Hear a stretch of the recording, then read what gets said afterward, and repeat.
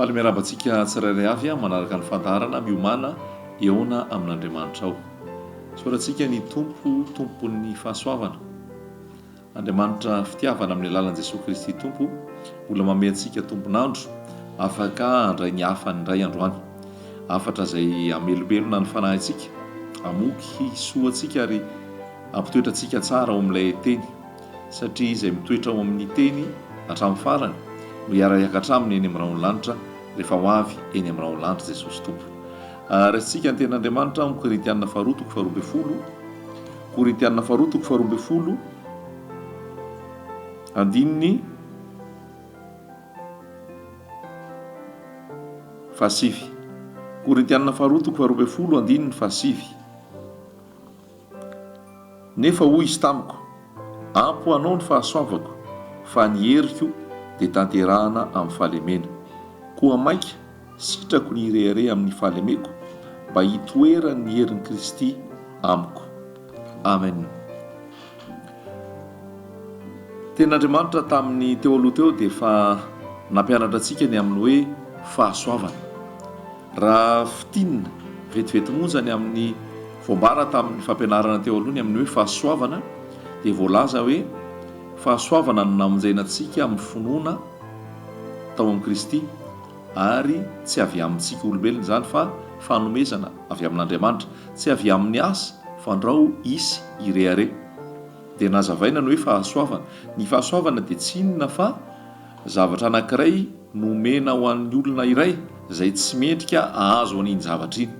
Dia sahala amin'izay ny antsika hoe tsy mendrika hiditra ny fanjakan'Andriamanitra isika, tsy mendrika ny toetra eo anatrehan'Andriamanitra isika noho ny fahotana, fa noho ny fahasoavan'Andriamanitra dia afaka ny toetra teo aminy, afaka tafaverina tao amin'ilay toerana izay nanongotana antsika noho ny fahotana noho ny fahasoavana.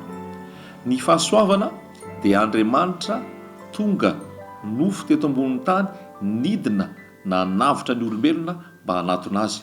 Ny fahasoavana dia Andriamanitra namonjy ny olona noho ny fitiavany. Ny fahasoavana dia tsy misy famonjena noho ny nataon'ny olombelona, fa famonjena noho ny fitiavan'Andriamanitra, ka izy no namita ny asa-pamonjena tamin'ny alalan'i Jesosy Kristy Tompo. Izay no atao hoe fahasoavana. Izany hoe mahatonga ny olona ho voavonjy dia tsy noho ny izy niezaka ary niakatra hanakatra an'Andriamanitra, fa tsy ahavonjy ny olombelona mihitsy izay ezaka fanakarana hanatona an'Andriamanitra izay amin'ny alalan'ny religion, dénomination, fomba fivavahana sy ny antoko-pivavahana. Tsy ny asa atao no mahavonjy, araka ny voasoratra le hoe tsy avy amin'ny asa fa andrao isy irehare, fa fanomezana avy amin'Andriamanitra.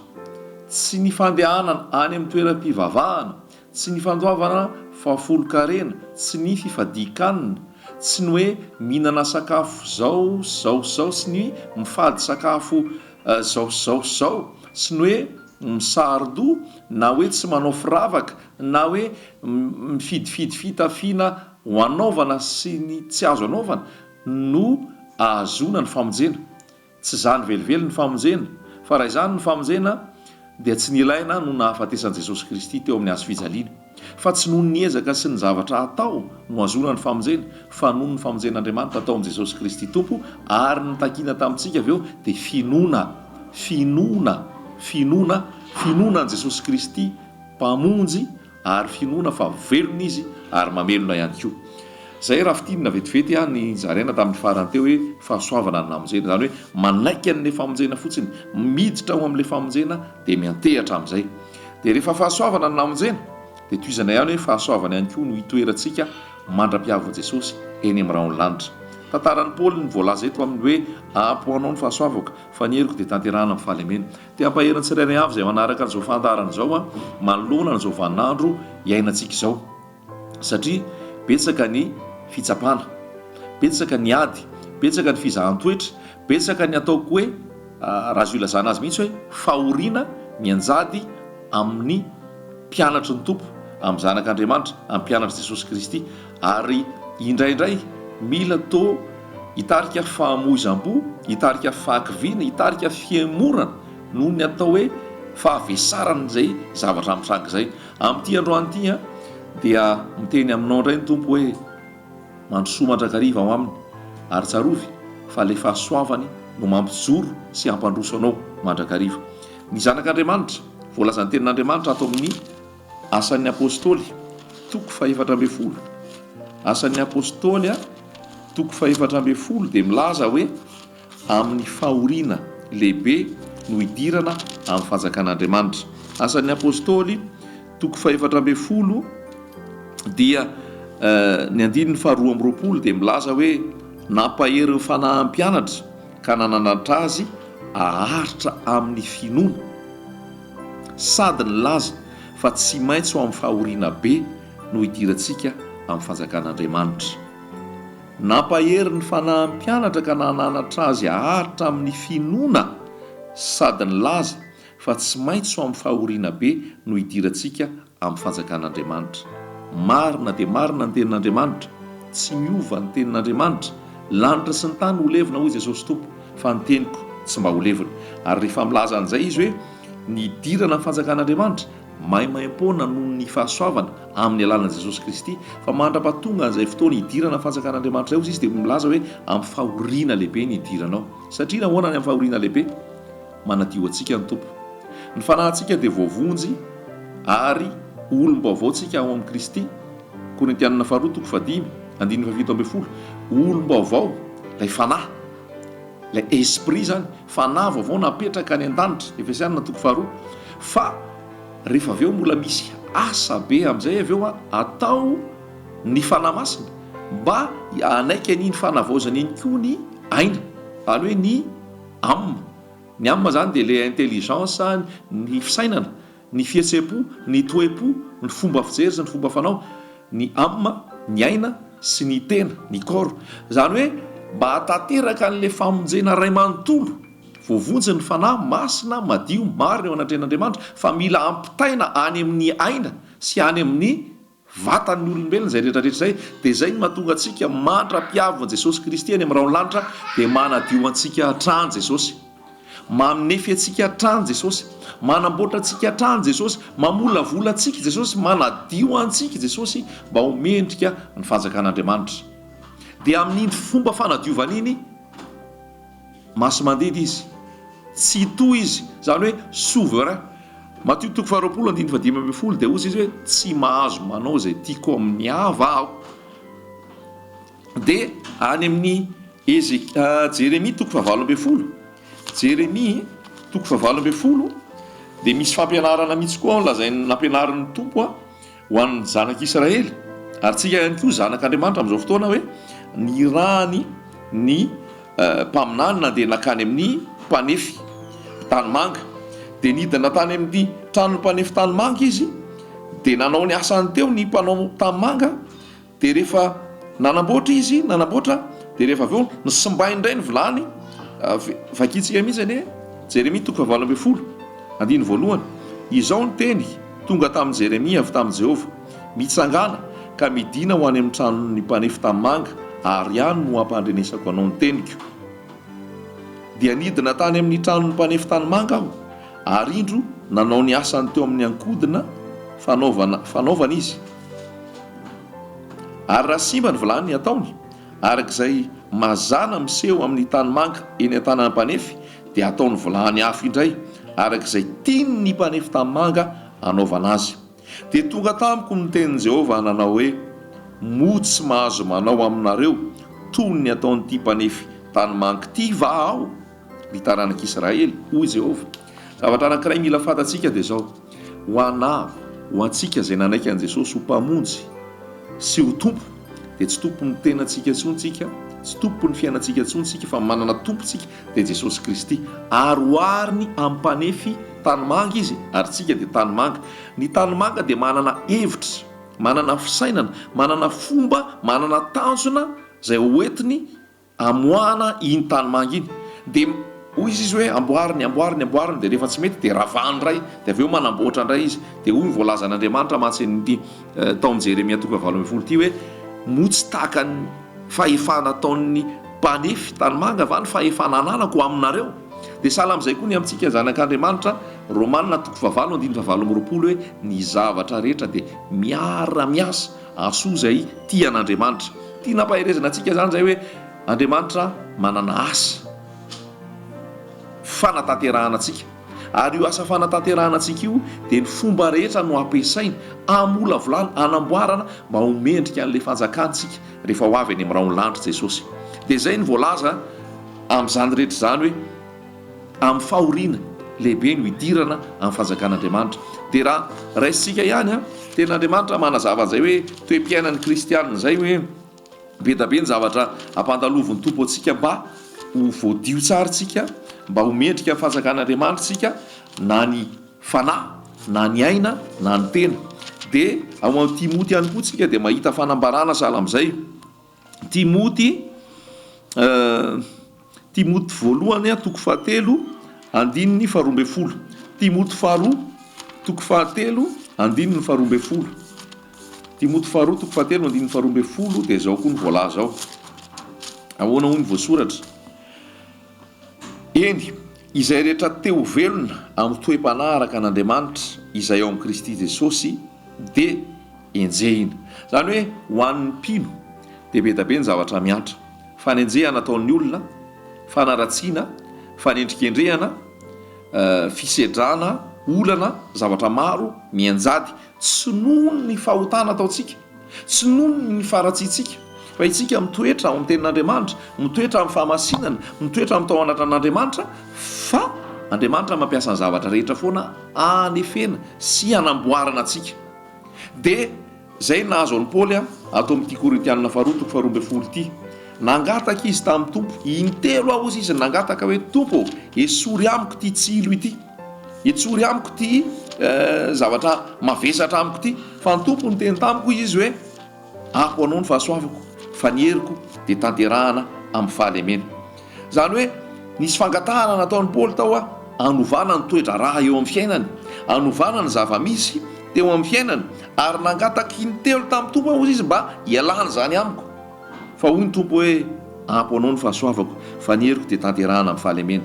Zany hoe i Paoly apôstôly feno hery sy ny fahefana mba hanehoan'ny tompony vonahany aminy, dia izay sitrapon'Andriamanitra, izay sitrapon'i Jesosy Kristy no tanterahany teo amin'ny fiainan'i Paoly, mba tsy hirehare Paoly, mba tsy hizaozao Paoly, mba tsy hiteny Paoly hoe noho ny fahatsarany sy ny heriny no natonga azy sahala amin'io.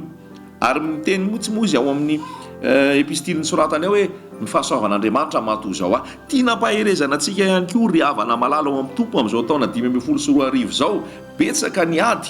Jesosy Kristy dia niteny mihitsy any amin'ny Jaona 5:13 hoe eto amin'izao tontolo zao no ahitanareo fahoriana, nefa matoky fa izaho efa nandresy zao tontolo zao. Zany hoe io fahasoavana io no entsika mamakivaky zay zavatra rehetra eto amin'izao tontolo zao. Fanoharana vitsivitsy etiko amintsika. Jesosy Kristy rehefa tao amin'ny zaridainany Getsemane navesatra taminy mihitsy ilay ora, ary hoy ny voalaza hoe ny atsembohany lasa tahaka ny rà mihitsy noho ny zavatra nahazo azy, ary nangataka tamin'ny tompo izy hoe raha azo atao esory amiko zao ora mangidy zao, aoka iova ny toetra rà.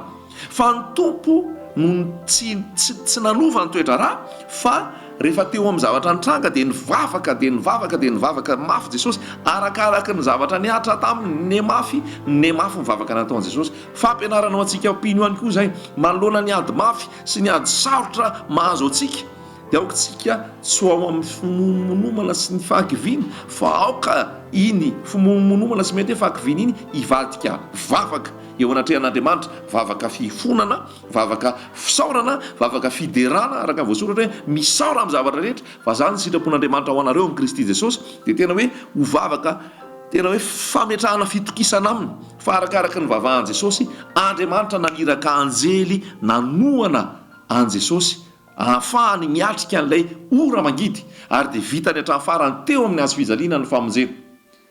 Hitantsika amin'izay hoe tsy noesorin'Andriamanitra ilay kapoaka, tsy noesorina ilay zavatra mavesatra, fa izy no nanome ny fahasoavana nafahana niatrika an'izany.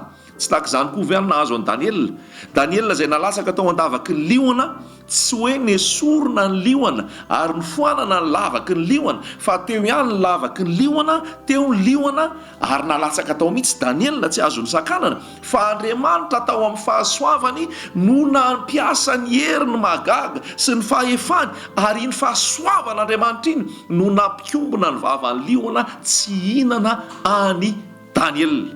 Zany ny fahasoavan'Andriamanitra le hoe apo anao ny fahasoavako ary manazava an'izay any Paoly ty mihitsy zany zavatra nitrangana tamin'ny Daniela zany hoe tao amin'ny fahamarinana izy tao amin'ny fahatokiny tao amin'Andriamanitra tao amin'ny hoe fandehanany ary misitrapon'Andriamanitra fa zany tsy nanakana ny zavatra maro zay hoe mety tsy mifanaraka tamin'ny saina maha-olombelona ny amin'ny fanenjehana sy ny zavatra nitranga fa nataon'Andriamanitra nitranga zany fa nanehoan'Andriamanitra ny vonahany hoe liona mikombona ny vava rehefa eo anatrehany Daniela satria ilay mahery noho ny liona lay liona ny fokony Joda dia Jesosy Kristy no anarany no tao amin'ny Daniela ka nangina ny liona ary rehefa nesorina tao Daniela olo-kafa indray no natsipy tao mbola tsy nitotana teny amin'ny tany akory dia efa nirambasany liona izy lanina satria hafa ny miaina fahasoavan'ny tompo sy ny tsy miaina ny fahasoavan'ny tompo tak'izany koa nazo ny Sadraka sy Mesaka sy Abednego tsy hoe nofoanana ny laforo ary nifoanana ny afo fa tao ihany ny laforo tao ny afo ary nahampiretina impito mahery kokoa noho ny isan'andro fa no lay fahasoavan'Andriamanitra tao amin'ny Sadraka sy Mesaka sy Abednego dia tsy maimbo afo izy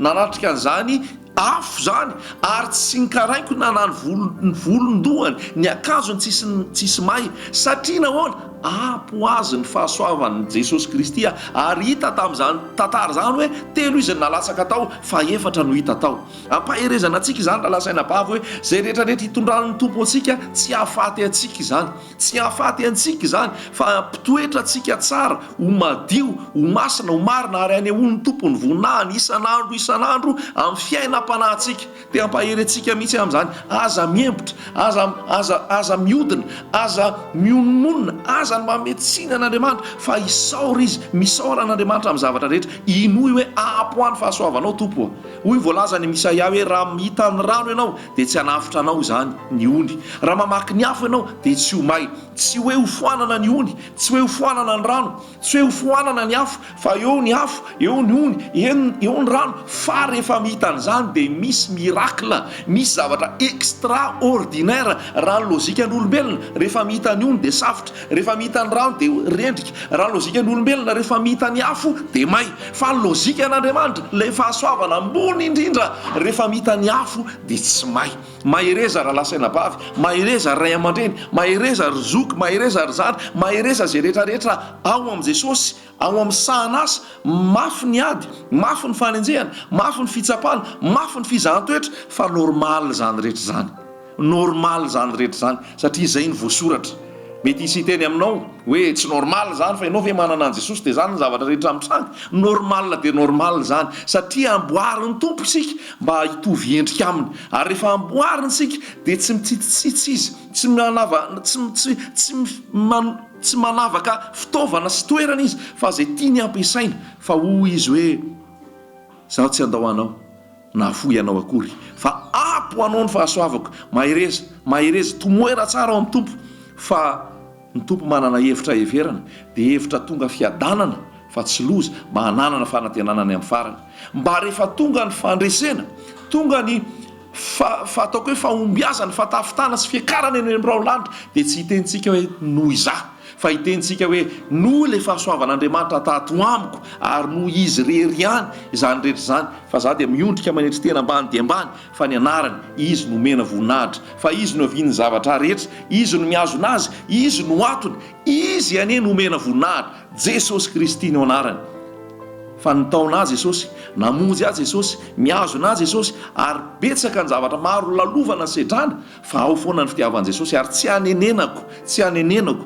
na ny fidianan'i Jesosy sy ny fidianako an Jesosy ary ny azonany fa miazona hatramin'ny farany izy ary azona anao ihany koa izy mba ho hiakatra eny amin'ny raon'lanitra miaraka aminy ianao le fiangonana be voninahitra feno hery madio tsy manatsiny tsy misy fiketronana tsy misy petipetina fa malaza sy be voninahitra ho an'i Jesosy irery an'ny voninahitra amen.